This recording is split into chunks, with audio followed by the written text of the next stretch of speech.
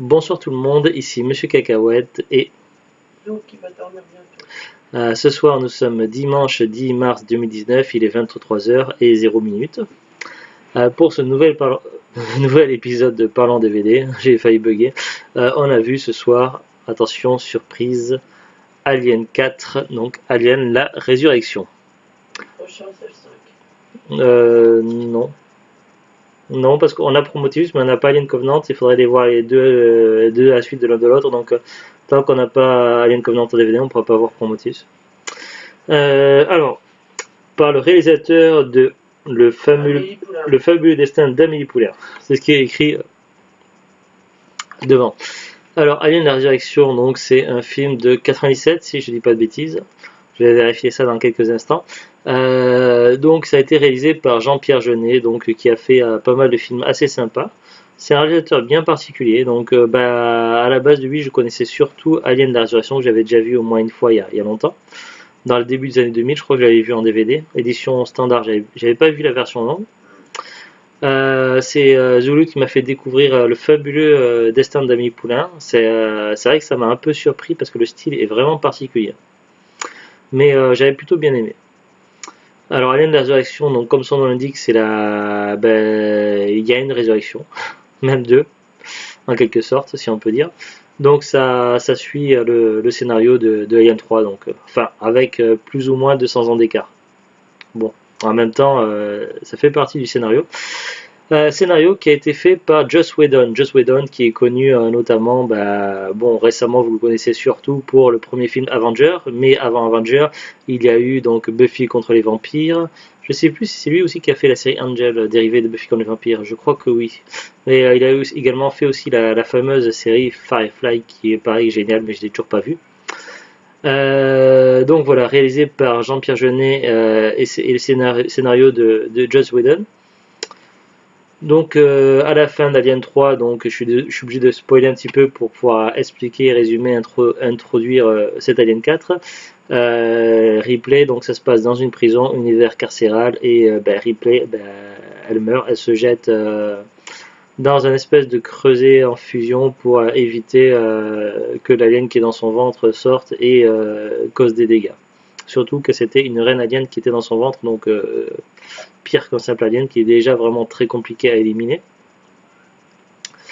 Il se trouve qu'elle se réveille au bout de 200 ans, et en fait elle n'est plus elle finit par se rendre compte assez vite qu'elle n'est pas la Ripley d'origine en fait. Des scientifiques ont fait des expériences au niveau de la génétique avec du sang trouvé de Ripley.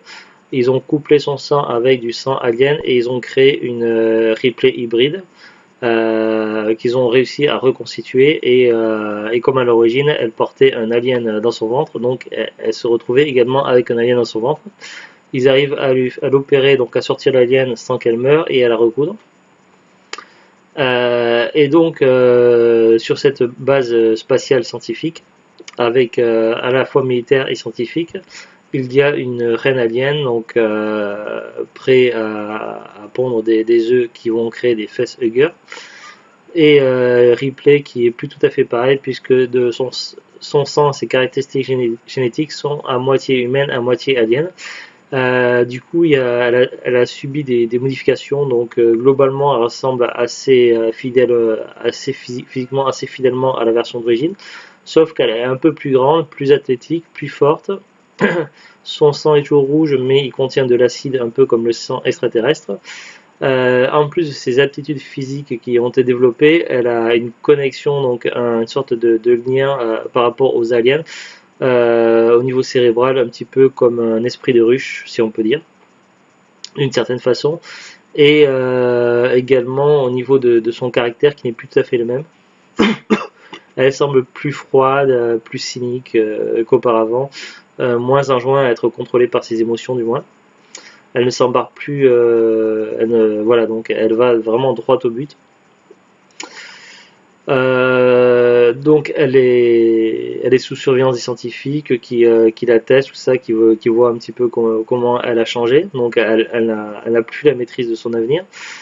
Les scientifiques et les militaires font venir donc des sortes de pirates de l'air, donc un groupe de commerciaux qui travaillent pas pour le gouvernement, qui ont une cargaison spécialement pour eux, donc c'est un peu comme du commerce au noir. Tout simplement parce qu'ils font des expériences scientifiques qui n'ont pas à savoir, qui doivent rester secrètes, donc sans l'aval du gouvernement. Et donc ils font appel à des gens qui sont un petit peu en marge. Donc c'est un groupe de personnes plutôt calées en niveau armement, tout ça, un petit peu comme des mercenaires qui se débrouillent pas trop mal. Donc tout ce petit monde se retrouve sur la même station. Seulement Ripley les a prévenus que les aliens allaient s'échapper et que tout le monde allait mourir. Ils ne l'ont pas écouté, ils croyaient être suffisamment préparés. Sauf qu'il s'est avéré que les aliens étaient plus futés qu'eux, plus intelligents. Donc les scientifiques, les militaires perdent le contrôle, les aliens s'évadent, tout part en couille, et voilà, en gros c'est ça le résumé du film. Donc voilà, j'essaie de ne pas trop spoiler. Alors maintenant je vais vous lire le synopsis qui est au dos. Donc moi je l'avais vu au moins une première fois en version standard il y a longtemps, dans le début des années 2000, donc là c'était la deuxième fois que je le voyais. Cette fois-ci donc j'ai choisi de voir la version longue, puisque là sur le DVD qu'on a, on a le choix entre les deux. Version standard cinéma ou version longue. Ils appellent ça version spéciale. Quand on lance le film, on a 1 ou 2 minutes avec le réalisateur français Jean-Pierre Jeunet qui parle en anglais.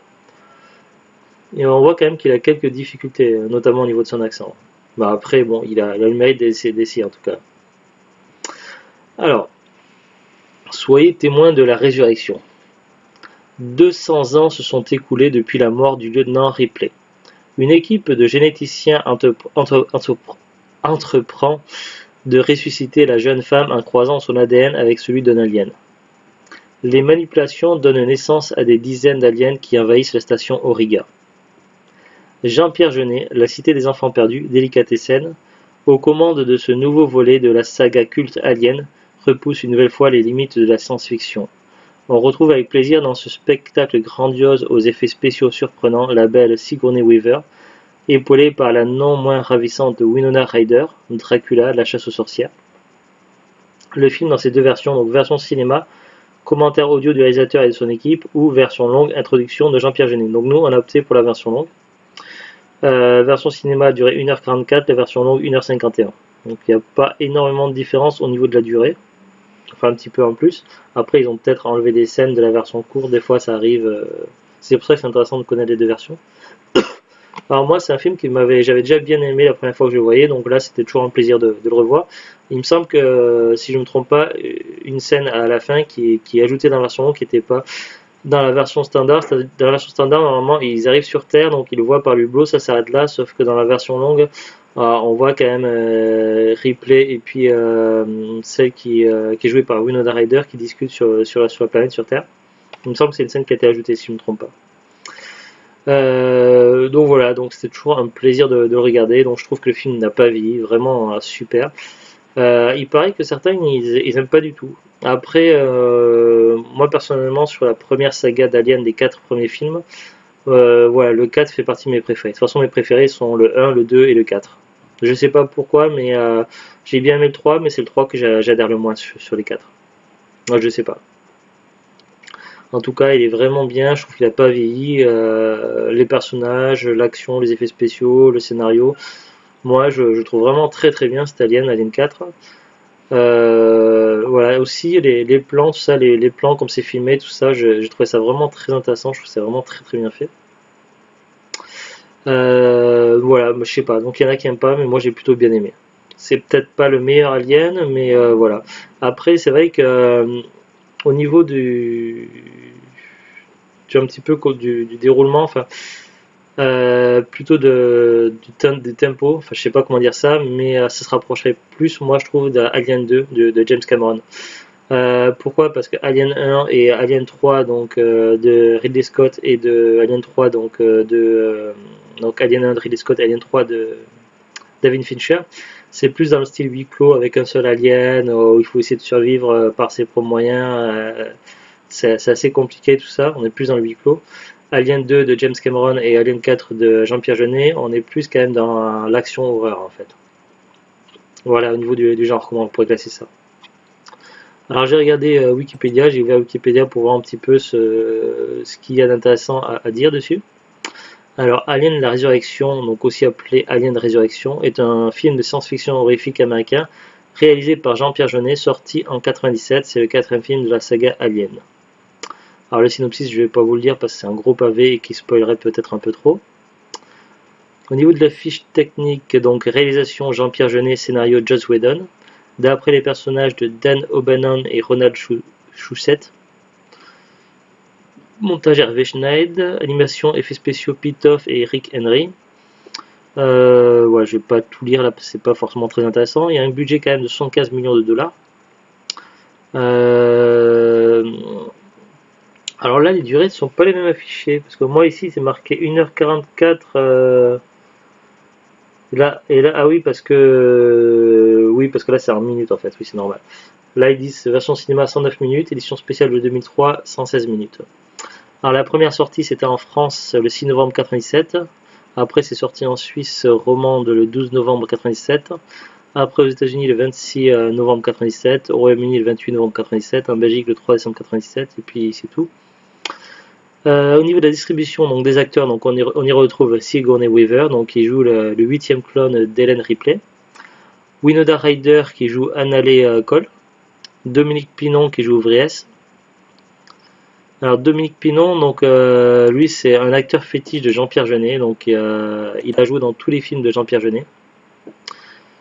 On le voit notamment donc parmi les films de Jean-Pierre Jeunet, donc on le voit donc dans un court-métrage foutaise de 90, en 91 dans Délicatessen, en 95 La Cité des Enfants Perdus, 97 Alien la Résurrection, 2001 Le Fabuleux Destin d'Amélie Poulain, 2004 Un long dimanche de fiançailles, 2009 Micmac attire l'arigot, 2013 l'extravagant voyage du jeune et prodigieux T.S. Pivet. Après il a joué dans énormément de sites mais avec d'autres réalisateurs.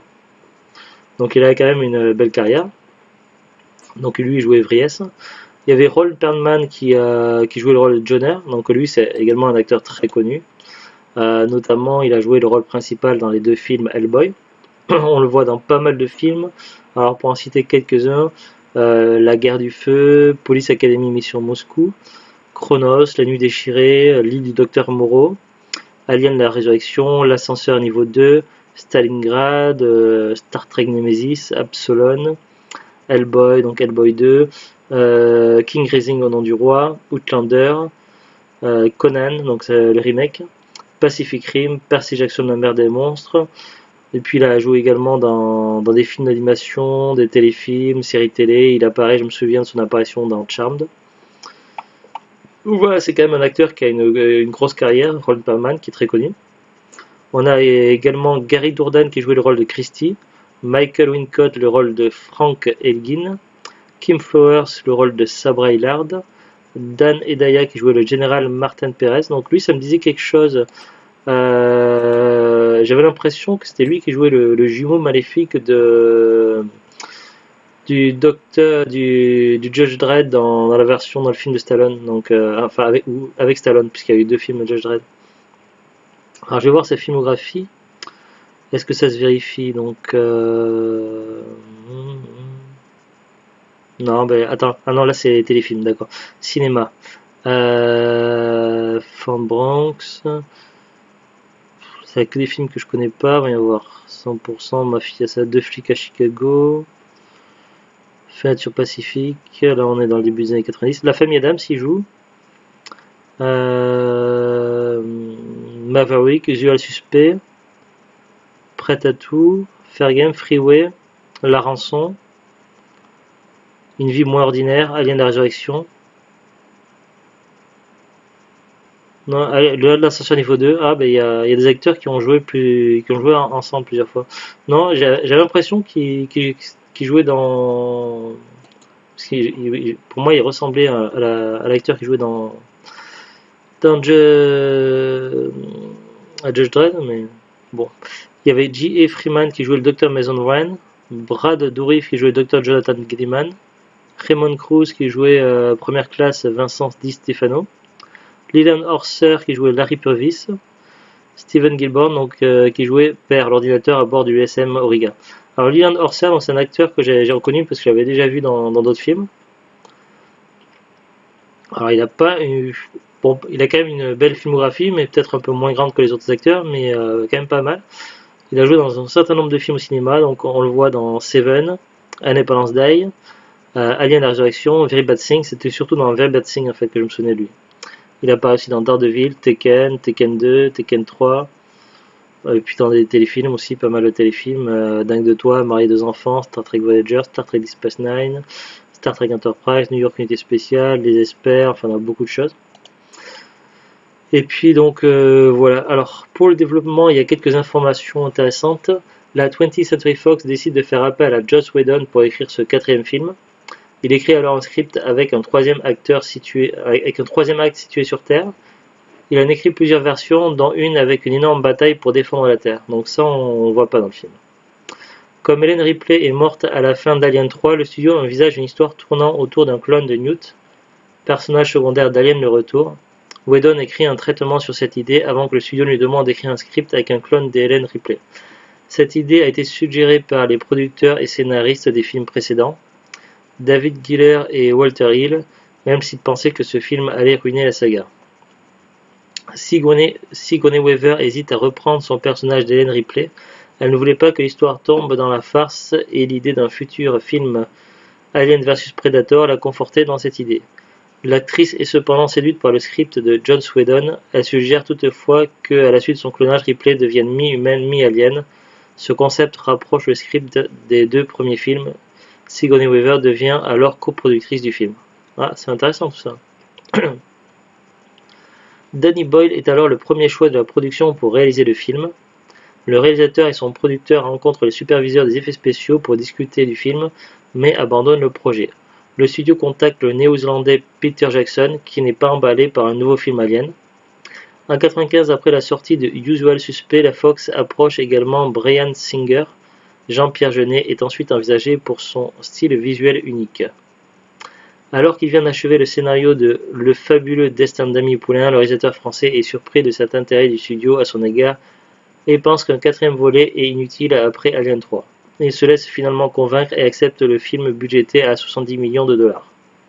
Il demande à la production un traducteur car il ne parle pas bien anglais au début du projet.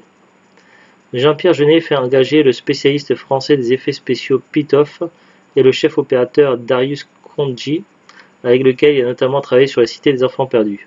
Jeunet développe également l'histoire en y ajoutant davantage de violence et d'humour noir. Son collaborateur de longue date, Marc Caro, participe au début du développement avant de finalement quitter le film. Ouais, c'est vrai qu'il y a pas mal il y a plusieurs séquences vraiment très drôles d'humour un petit peu cynique, un peu noir, qui sont vraiment sympathiques et très appréciables dans ce film-là. Vraiment, donc voilà, ça vient de là en fait.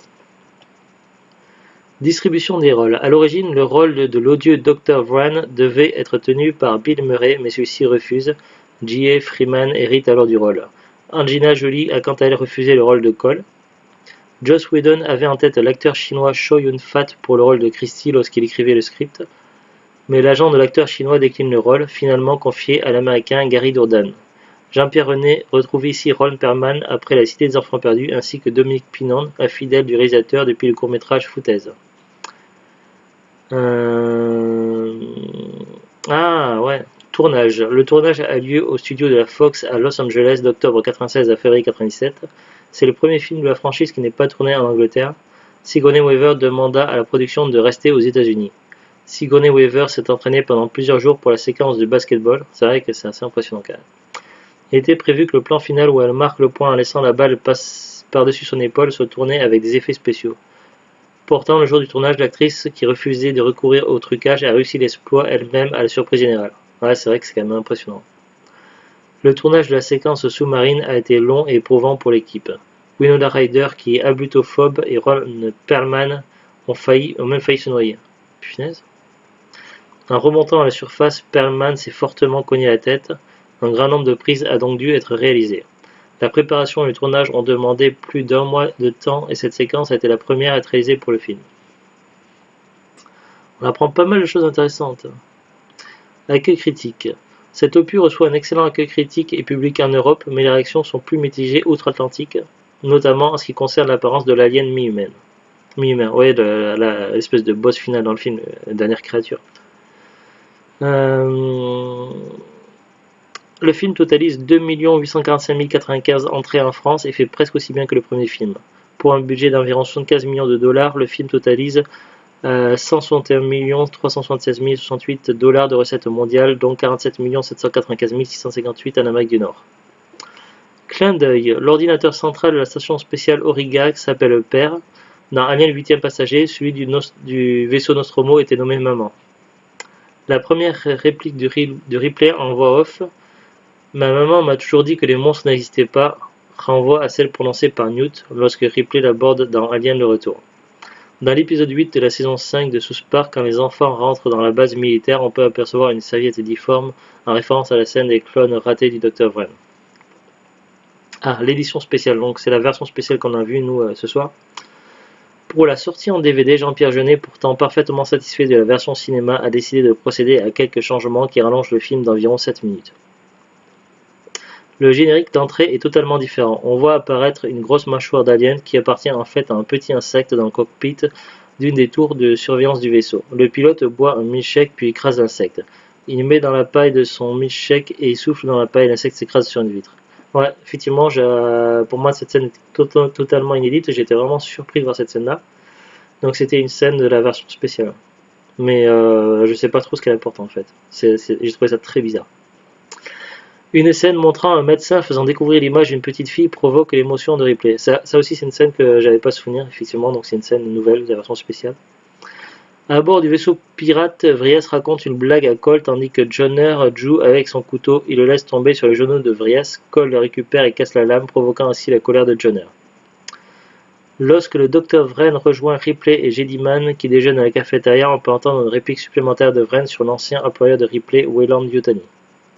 Christie et Di Stefano montrent un intérêt commun pour les armes jetables. Ripley se souvient d'avoir aidé une fillette mais ne se rappelle pas de son nom. Ça aussi c'est une scène que je ne me souvenais pas. Que je ne connaissais pas. La fin du film, plus pessimiste et différente. On ne voit plus les plans aériens de la Terre. Oui, voilà, c'est cette fin-là que je connaissais de la version standard. Cependant, on voit le vaisseau atterrir, puis Ripley et Cole s'avancent en haut d'une colline. Derrière elle, on voit Paris dévasté. Ouais, tout à fait. Donc ça, c'est une nouvelle scène qui est ajoutée dans la version spéciale. Alors j'ai vu tout à l'heure quelque chose avant de lancer la caméra, mais je le vois plus. Je crois que c'est sur la fiche technique de Dominique Pinon. Faut que je vérifie.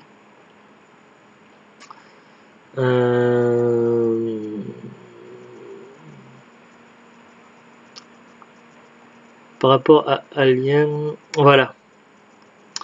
Sa carrière prend un Dominique Pinon, donc suit l'acteur fétiche de Jean-Pierre Jeunet. Donc sa carrière prend un autre tournant en 90 lorsqu'il rencontre Jean-Pierre Jeunet et Marc Caro. Ces deux réalisateurs choisissent Dominique Pinon comme personnage central de Délicatessen. Le grand public découvre un acteur attachant et atypique. Une grande collaboration commence alors avec Jean-Pierre Jeunet qui offrira un rôle à Dominique Pinon dans tous ses films. Avec lui, il ira même tourner à Hollywood Alien la Résurrection sur la demande de Sigourney Weaver, qui tenait beaucoup à sa participation. Donc c'est un acteur fétiche de Jean-Pierre Jeunet, mais c'est Sigourney Weaver qui voulait absolument qu'il participe dans le film. On le voit dans de nombreux rôles secondaires, mais il a quand même quelques grands rôles dans des films comme Je m'appelle Victor ou La cavale des fous ou Dickeneck. Puis en 2007, il incarne le personnage principal du film Roman de guerre de Claude Lelouch, film avec lequel le réalisateur renoue enfin avec la critique. Il travaille plusieurs reprises avec Jean-Pierre Mocky. Les Palmas Chauds font appel à lui en 2016 pour leur premier long métrage, La folle histoire de Max et Léon. Bon, après, ça continue encore. Donc voilà, c'est quand même intéressant tout ça. Alors j'ai fait une recherche au niveau de DVD, donc pour Alien la Résurrection. Donc moi, c'était un DVD qui était dans un coffret que j'avais payé pas cher en brocante. Il y a 2 ans à peu près, peut-être 3, je sais plus. Alors ce même DVD comme ça à l'unité sur Amazon, donc ouais,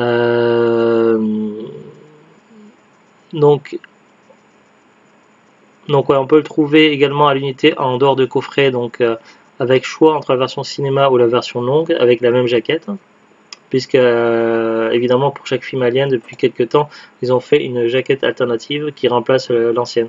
Maintenant ce sera toujours les nouvelles jaquettes qui remplaceront les anciennes. Alors est-ce que c'est toujours commercialisé par Amazon? Donc là je vois que des revendeurs donc le vendent d'occasion à partir de 1,28€ sur Amazon. Je vais voir la page suivante. Parce que les autres films aliens, Amazon ils avaient toujours en stock. Ouais, Donc Amazon le vend toujours à exactement le même DVD identique à l'unité pour 9,59 €. Bon, ça fait quand même un petit peu cher. Après, donc la nouvelle version qui remplace cette version-là, donc il y a une jaquette où on voit uniquement l'alien, le nouveau alien, l'espèce de gros boss qui est dans le film. Alors c'est marqué édition collector de DVD, expédié et vendu par Amazon 9,99 €. Alors après, cette édition collector apporte, donc elle contient 2 DVD. Le premier DVD, version cinéma ou version longue, introduction à propos de la version longue, commentaire audio de Jean-Pierre Jeunet et son équipe. Le deuxième DVD, donc il y a un court métrage de 39 minutes, une première ébauche du scénario, 2 essais, dessins de personnages, extrait storyboard, essais multi-angles, de production de court métrage de 38 minutes. Enfin voilà, il y a beaucoup de contenu dans l'édition collector qui remplace. Et puis il y a évidemment donc le coffret, donc l'intégrale des 6 films, donc Alien 1, 2, 3, 4, plus les 2 films qui se passent avant, Prometheus et Covenant. Le coffret des 6 films, expédié et vendu par Amazon, 17,19 €. Voilà en gros tout ce qu'on peut dire dessus. Donc Zouglou t'as plutôt bien aimé, moi aussi. Donc je trouvais très intéressant de le voir en version longue, puisque je la connaissais pas, la version spéciale, comme ils appellent. Franchement, je ne saurais pas dire c'est lequel mon film préféré, entre le 1, le 2 et le 4. J'aime beaucoup le 1, le 2 et le 4. J'aime moins le 3. J'ai bien aimé le 3, mais je l'aime moins. Je sais pas. J'adore moins. Après, voilà. En tout cas, moi je trouve plutôt sympa. Après, à vous de voir. En tout cas, c'est dans la continuité quand même. Voilà, c'est tout pour ce soir. Donc, je vous dis à très bientôt et au revoir. Au revoir.